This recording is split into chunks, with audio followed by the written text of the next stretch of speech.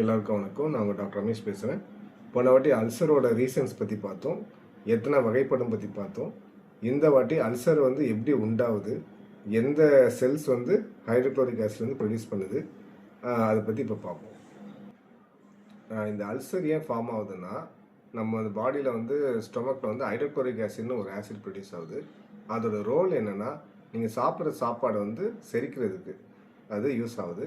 But வந்து நீங்கள் சில டைமுக்கு சாப்பிட மாட்டாங்க, அதே மாதிரி ஸ்ட்ரெஸ்லேயே இருப்பாங்க. அவங்க வந்து அந்த ஹைட்ரோக்ளோரிக் ஆசிட் வந்து அதிகமாக செக்ரேட் ஆகும்.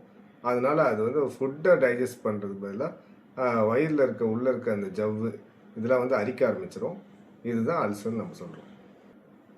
இப்போ அல்சர் உங்களுக்கு வந்துருச்சு அப்படின்னு உங்களுக்கு வந்து அறிகுறிகள் காட்டும். அது என்னென்ன அறிகுறிகள் பற்றி இப்போ பார்ப்போம். இதுதான் பெப்டிக் அல்சர்னு சொல்லுவோம். ஃபஸ்ட்டு சிம்டம் வந்து நாசியா, வாமிட்டிங். ஒரு வாமிட்டிங் சென்சேஷன் இருந்துகிட்டே இருக்கும். நெக்ஸ்ட் வந்து ஃபீலிங் ஃபுல் அப்படின்னா உங்கள் உப்புசமாகவே இருக்கும். வயிறு சாப்பிட்ட பிறகு வயிறு உடனே வந்து நல்லா எம்டி ஆகாமல் அல்சர் இருக்கனால வயிறு உப்புசமாகவே இருக்கும். அப்புறம் வந்து சிவியர் அப்டாமினல் பெயின், மேல் வயிறு தான் வலிச்சிக்கிட்டே இருக்குது, மேல் வயிறு வலிக்குதுன்னு சொல்லுவாங்க.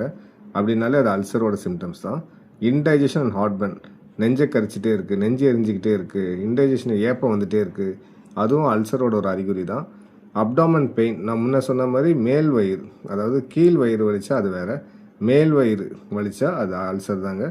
அப்புறம் சைன்ஸ் ஆஃப் ப்ளீடிங், அதாவது ரத்த வாந்தியோ, டூ பாத்ரூம் போகும்போது பிளாக் கலரில் போகுது அப்படின்னா உடனே நீங்கள் வந்து ஒரு எண்டோஸ்கோப்பியோ அல்ட்ராசவுண்டு பார்த்துக்கோங்க. நான் சொன்ன இத்தனையும் வந்து டேஞ்சர் சைனுங்க.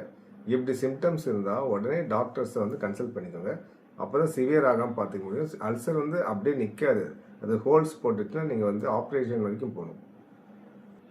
இப்போ வந்து அல்சர் பேஷண்ட்ஸ் வந்து அவங்க பார்க்க வராங்க, இல்லாட்டி உங்களுக்கு தெரிஞ்ச ஃப்ரெண்டாகவும் இருக்காங்க.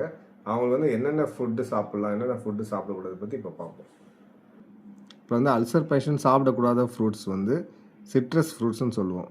லெமன், ஆரஞ்சு, பைனாப்பிள், தக்காளி, அப்புறம் கிவி ஃப்ரூட்டு, இதெல்லாம் வந்து கம்ப்ளீட்டாக அவாய்ட் பண்ணிடுங்க. என்னென்ன ஃப்ரூட்ஸ் எடுத்துக்கலான்னு பார்த்தா வாழைப்பழம், நல்ல பழுத்த பப்பாளி பழம், ஆப்பிள், பேரிக்காய், தண்ணிப்பழம், வாட்டர்மெலோன், அவகேடோ சாப்பிட்லாங்க. இப்போ அல்சர் பேஷண்ட்ஸ்க்கு ஃப்ரூட்ஸ் சொல்லிட்டேன். ஃபுட்டு சாப்பாடு எது பெஸ்ட்டுன்னா தயிர் சாதம் தாங்க. அதை ரெகுலராக சாப்பிட்டே வந்தீங்கன்னா அல்சர் க்யூர் ஆகிடும். எவ்வளோ நாள் சார் சாப்பிட்றதுன்னா உங்களுக்கு அந்த சிம்டம்ஸ்லாம் மறைகிற வரைக்கும் நீங்கள் தயிர் சாதம் வந்து சாப்பிட்றது தான் பெட்டருங்க. காரம், புளிப்பு, ஸ்பைசி ஃபுட்டு, மசாலா ஃபுட்டு எல்லாத்தையும் மறந்துடுங்க. அல்சர் அப்போ தான் க்யூர் ஆகும். நீங்களே வந்து அக்ரவேட் பண்ணிடாதீங்க. ஹெல்த்தி ஃபுட்டாக சாப்பிட்டு உடம்பை ஹெல்த்தியாக வச்சுக்கோங்க. Thank you all.